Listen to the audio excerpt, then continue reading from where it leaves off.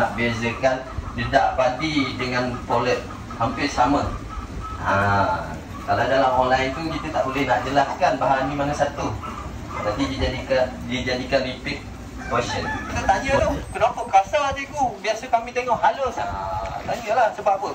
Sebab dia secara alami ayam ni makan pasir.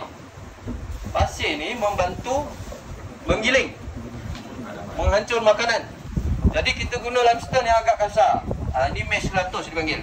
Mesh 100 tak salah saya. Mesh 100 kasar macam ni. Dia dalam tongkolok tu dia bantu untuk giling.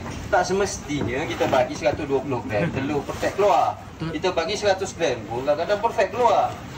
Benda piston. Kita tapi nak pastikan tak ada ketulan. Sebab kita tak pakai mesin. Kalau pakai mesin tak payah buat benda-benda ni.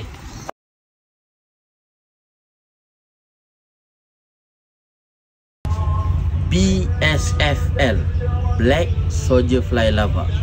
Protein boleh mencecah 55% untuk ternakan.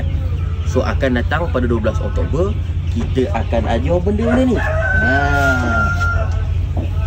Khas di Kitchen Garden, buat pertama kalinya siri pertama Perak, kita ajar pasal BSFL.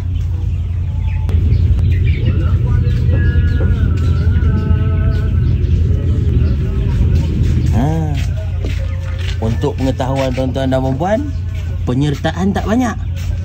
So siapa cepat dia dapat. Nak belajar? Nak kurangkan sedikit kos? Inilah dia.